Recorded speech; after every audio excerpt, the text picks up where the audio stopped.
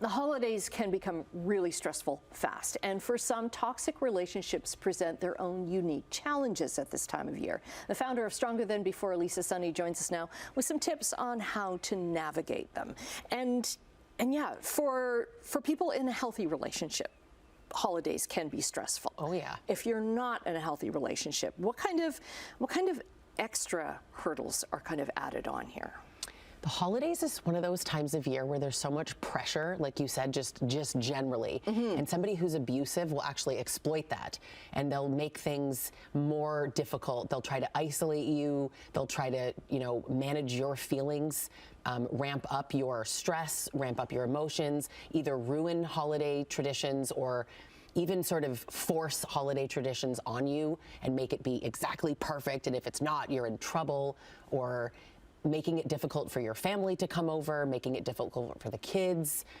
Gift giving is really difficult, because sometimes they'll give you things that you're supposed to like, but they know you don't like it. Then you have to perform the grateful spouse. Right. He gives you a gold bracelet when you like silver, and you have to say you like it, because if you say I don't, you're ungrateful, and that's a problem. They pick fights. So It's really hard this time of year. And this is a time too where our homes are open to other people, and maybe, especially if you're trying to hide it, or if you don't realize how bad it is, it's like, are people going to notice things are wrong here? Yes. Managing their mood is something that really happens quite often. We find ourselves either in a freeze or fawn state most often, and fawning is sort of like, make sure that he's in a good mood, and make sure that everything's okay, and make sure that people don't notice, because you don't want people to think badly of your spouse, and you don't want people to think that you're the type of woman that stays in a bad relationship. So everything's fine, it's fine.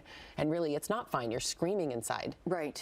And you come at this from personal experience. I do. And I spent a decade of holidays just like this.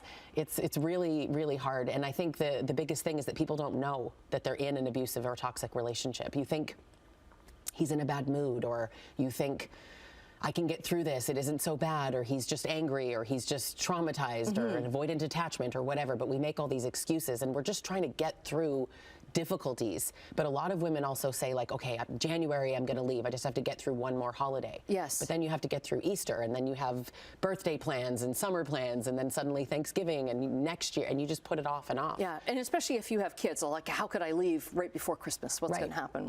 How are my kids going to see this and feel, and how are people going to react to this? Especially if you have like a good partner. He's not good, but he seems good. People think he's nice, and that's really common. It's very covert. So if people think he's nice and you just up and leave your spouse right before the holidays, people are very surprised that you would do that, or even ask, why didn't you wait until after the holidays? But it's a tough decision. We're in a tough spot no matter what. Right. So for people who are watching now and are in this situation, or maybe think, things aren't just perfect right now, because we talked before, it's a very gradual ramp up. It is. Often of abuse, right? It doesn't start that way. It just, and many people think, well, this is how every couple is. Yeah, it's because it's slow that we don't notice. He's amazing and so nice, and then an argument, and then a gift you didn't want, and then, a little bit of gaslighting, but it just sort of, it's a slow trickle until this becomes your normal, but it always oscillates with kindness. You'll always see in an abusive relationship kindness mixed with cruelty. Right. That's why you don't notice. That's why you don't stay. And that's why women are confused, and then they don't even realize that they're managing the holiday, because it feels like, this is what I'm always doing. This is normal. They make it become your normal. So if you feel like uncomfortable, if you feel like a stranger in your own house, you feel like you can't be yourself, or you're not allowed to have feelings, that's a good sign that this is abuse. Okay. Because what I'm describing isn't normal. Right. We tell ourselves it is, but it really isn't. So a few tips.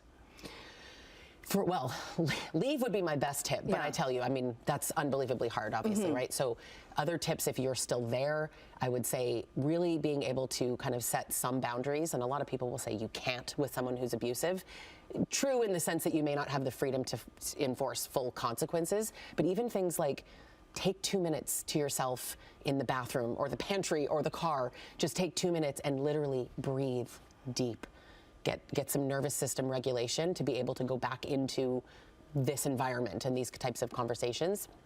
It's really hard, but being able to take breaths, have a support system, even if you just have one friend or family member that you can kind of talk to and who does know, even if you don't recognize it as abuse yourself, just somebody who knows that like something's off, someone you can kind of vent to, or you can get into a support group online, or to keep yourself connected and try not to allow yourself to be isolated from your friends and family this time of year, because the more eyes on it, the better.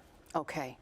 We could talk about this for half an hour, I'm sure, but we'll get the links up to your platform, which is Stronger Than Before. Lisa, thanks so much for coming in and sharing some tips for a lot of people I know will be watching this. Amazing. Thank you.